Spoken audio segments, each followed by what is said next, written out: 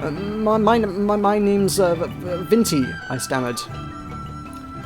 Sure, I know you, Excelia said. I thought I expected nothing less from someone who had travelled around the globe. Oh, no, sorry, that wasn't her line. I should have expected nothing less from someone who travelled around the globe. She must have seen my works on the streets before, but do you think she would actually remember? Perhaps I had some talent after all.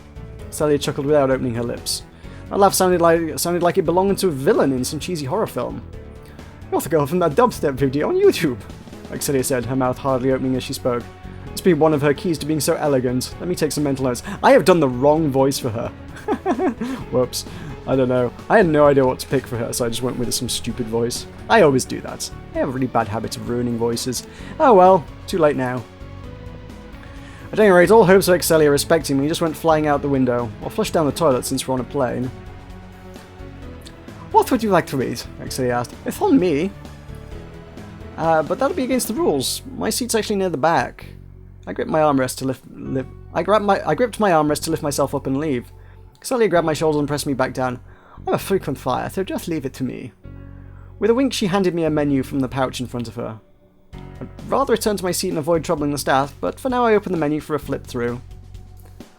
Pomodoro y olive con ricotta salata? Pancetta del Rinascimento? I had no clue what these were. I only knew about food court meals. 2 for $5 sushi, rice with 3 choices, that kind of thing. Perhaps I should ask Excelia for common folk translation, but I would only highlight our differences in status. I ended up pointing at a random dish from the menu instead. A flight attendant was pouring tea from a passenger. As soon as Excelia snapped her fingers, the staff spilled his drink and scurried over to us. The passenger, with his pants drenched in tea, yelled at the attendant, but his complaints went unnoticed. Excelia told the attendant what dishes she wanted from the menu. She pronounced those names as well as I could recite my favourite brands of instant noodles. Good thing she also ordered on my behalf to save me the embarrassment. I'd already forgotten the name of my own dish. Is your friend sitting in first class? Oh, sorry, that's the attendant. Is your friend sitting in first class? The attendant asked, no doubt suggesting I would have to pay for the meal. I opened my wallet and remembered I only brought enough cash to survive for 2 days in Melbourne. Not quite enough for a single first class meal, I bet. If I sold my wallet, plus helped these attendants wash the dishes, that might be enough to almost cover the cost. Celia clapped her hands and one of the guards leapt to her attention. He handed her a silver credit card, or what they call platinum. These cards belong to a different world from mine. Hey, I had cards too, thank you very much. Just one more stamp until I scored a free water bottle from the coffee shop next door. Attendant bowed at Excelia as he accepted her cards. Once he walked off, Excelia nodded at her guard and he returned to his seat. Is this really okay? I asked. I might never be able to pay you back. Excelia once again chuckled with pursed lips. Did she have spinach in her teeth or something? No need to worry, it's just pocket change, Excelia said. She probably had more money in her pocket than I did in my bank account. So you're a calligrapher as well? Excelia asked. Crazy calligrapher. I heard it. She wanted to call me crazy calligrapher. I cursed that YouTube video in my heart and soul. With a nod, I pulled out my phone and showed her a snap of my latest work. I was sick when I made this, but yeah. By sick, I meant I'd sneezed once while I was working. Oh, Vinty, always with the excuses. My heart raced as Excelia leaned towards the display. Her perfume could probably charm just about any man. Even got me pretty good, truth be told. It's off to a good start, Excelia muttered before pulling back with a smile. To be fair, I never expected she would be moved to tears or anything. I took that blurry photo with my 3-year-old phone, after all. At least she had the courtesy to hold back her punch, leaving me with only a bloodied nose rather than a broken one.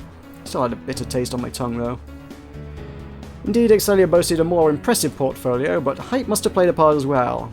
If I had the same marketing power, surely I would also be noticed.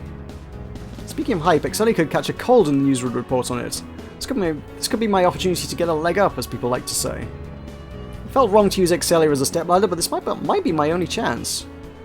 Do you think you could share my works on Twitter or Reddit? I asked. I'd already made it big on YouTube, so I guess those 2 sites would be next? Excelia narrowed her eyes at me. Oh no, now I'd done it. She should ban me from her event for making such a shameless request. If I apologise and return to my seat now, maybe I could be spared from entering her blacklist. Just email me some photos, Excelia said as her smile returned. Last time I sent Excelia fan mail, she never replied, so I thought she had no time for peasants like me. Maybe she just had too much on, because in person she was sweeter than a banana split. I thanked her over and over as I attached several photos of my works into an email on my phone. Note to self to hit that send button as soon as the plane landed. A chef marched up to us with a plate on each hand. After presenting the plates to Excelia and me, he pulled the lids off. The smell of fries and potatoes wafted into my nostrils and made my mouth water. Good to know wealthy people ate chips too. For my meal, it looked like I'd ordered a sausage that coiled around to resemble dog poo.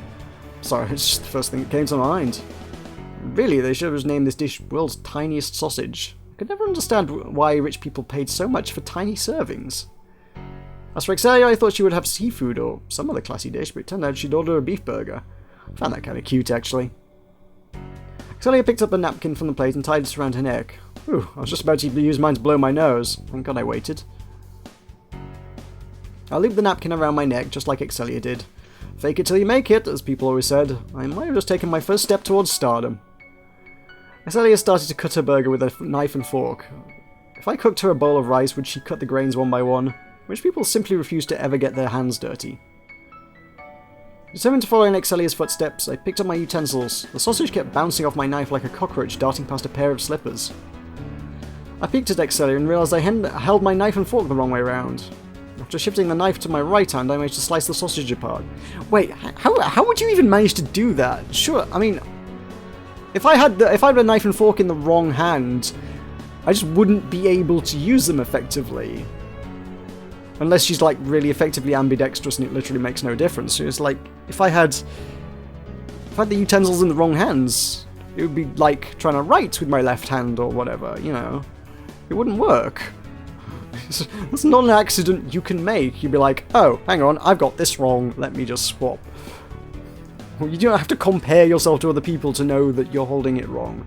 And besides, what if like Vinty's right-handed and Excelia's left-handed, then, I don't know. Do left-handed people hold their knife and fork the other way around? I don't even know if they do. Probably not, actually, come to think of it. I don't know, I'm thinking far too much about that one detail. I do that. Let's talk about sausages. Not like that. I managed to slice the sausage apart. As Excelia and I dined, a few people came by to snap pictures of us. It sure felt nice to be recognised.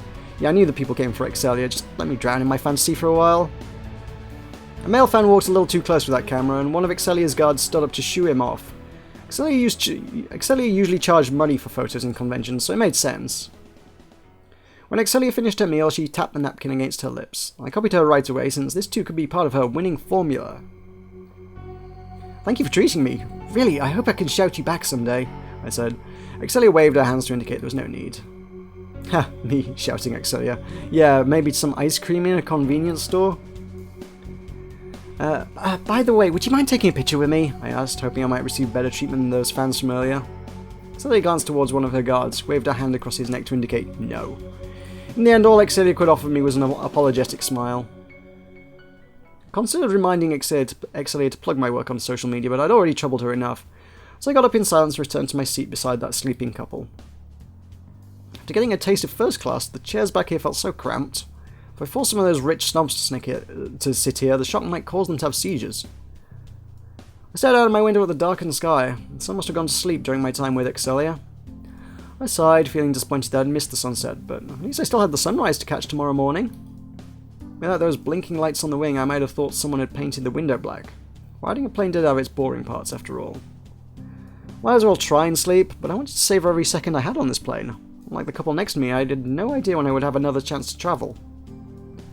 Besides, I doubted I could sleep much in this small space anyway. Oh well, let me shut my eyes and try to sneak in a nap.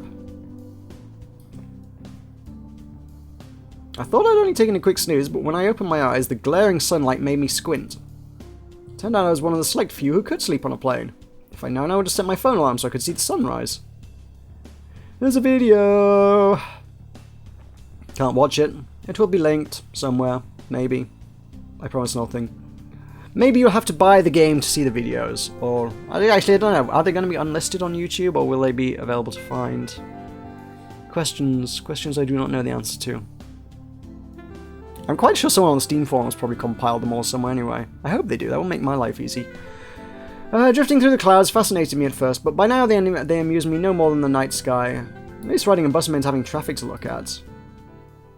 But then I glanced down and spotted the landscape situated miles below, so I must be nearing our destination. First past a maze of treetops, and as we advanced, more and more buildings started to emerge. The traffic below also picked up in number. Ladies and gentlemen, your attention, please. A flight attendant's voice sounded through the speakers. She spoke in a formal tone as if recording an audiobook. We are now arriving in Melbourne Airport, the lady continued. Please return to your seats and fasten your belts as we prepare for landing. The couple beside me had already had their seatbelts on. Jeez, could have nudged me awake. If I'd stayed asleep, I doubted they would have bothered strapping me in. I quickly clipped on my seatbelt, worried our plane might land in the next second. I know there's no one in this seat. The image just shows Vinti on her own next to an empty seat, yet she keeps saying, oh yeah, there's people in the seat next to me. Where are they? I guess the artist couldn't be bothered drawing another character for this. 3 characters is your lot, probably. Vinti, the landlady, and Excelia. I quickly clipped on my seatbelt, worried our plane might land in the next second. The lady next to me yawned, showing no interest in watching the plane land. What a loss, I thought, as I gazed out the window. Could hardly make out the buses below, let alone the people. Perhaps that was how Excelia saw the rest of us no-name calligraphers. The plane swayed back and forth as it descended towards the airport ahead. Any time now, I thought, but 5 minutes passed and we still had yet to land. My ears started to throb as if someone was gushing water into them. I'd read online that chewing gum while landing could help with this type of discomfort. Yes, I always did my research before embarking on an adventure. Too bad I left my chewing gum back in the apartment, making it all kind of pointless. Pro tip, yawning. Yawning also works. Yawning is also a good one. Cabin crew, prepare for landing, came the announcement, but either the speaker sounded muffled or my right ear needed to get checked. At least it still worked better. At least it still worked than my left ear, which could no longer pick up a single sound. I hoped both ears would be fine again once I landed. At last the plane descended into Melbourne Terminal. I waited for the wheels, which I assumed were lowered at this point, to make contact with the runway. As those wheels met the pavement underneath, I swallowed my gasp and managed to save myself the embarrassment of freaking out. The plane did weigh. Gosh, I had no idea how much, so I should have expected the landing would be pretty rough. Ladies and gentlemen, welcome to Melbourne Airport. I beamed upon hearing that announcement. Well, only my right ear heard a muffled version of it, but all good. The staff spoke on through the speakers. Local time is 10:20 AM. For your safety, please wait for the seatbelt signs to turn off before making your exit. That couple beside me had already unclipped their seatbelts. The second our plane stopped, they rose to retrieve their luggages from the cabinet overhead. Perhaps they might be getting mine as well? The couple clicked their cabinet closed with my backpack left inside. They used their suitcases like bowling balls and knocked people aside as they headed for the exit. Never should have expected anything from people like that. I wished I could have spent this whole flight with Excelia instead. When I untied the seatbelt and stood to grab my backpack, a staff ran over to help. That kid nearby giggled at me again. If karma existed, he should grow up to become a shorty. I remembered thank you as the staff handed me my backpack. As I strapped on my bag, the other passengers lined up across the aisle to exit this plane. Not one of them offered me space to squeeze in, and in the end I waited for every last person to pass before stepping out. A pair of flight attendants stood by the door. As I passed them, they bowed and wished me a nice day. The ear popping and landing might be rough, but riding a plane still made me feel like royalty. I offered the staff a wave as if I were the queen on a parade. Rather than checking the signs, whoops, right click. Interface quirks of RNP. Yeah, right click is pause menu, and I don't need that. That's my. I do not have the fine mouse control that I desire in a game like this. I ain't got the pro skills for visual novels, apparently. Rather than checking the signs, I trailed the other passengers, since they too must be leaving the airport. Excelia would have stood out with her robe and sparkles, but she was nowhere in sight. The staff must have let her exit first, being a frequent flyer and all. Still, knowing Excelia never waited for me made my shoulders slump a little. So many business meetings to attend, she might have forgotten about our dinner already. Oh, that reminded me. I took out my phone and hit send to deliver that email over to Excelia.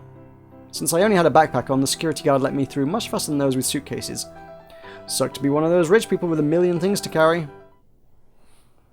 With that, I stepped outside the airport and greeted the sight of Melbourne for the first time. Video and Chief that I don't know if shows up on video. Video capture as relates to Steam Chiefs is kind of weird. In like some games it does capture, in other games it doesn't, so I don't know whether that one popped up, but yeah. Melbourne! We have made it to Melbourne. Achieves in visual novels, particularly linear visual novels like this one, always strikes me as a little odd, because it's like, yay! Congratulations, go you! You turned the page! That took a lot of hard work and determination. You should feel proud of that particular achievement. Yeah.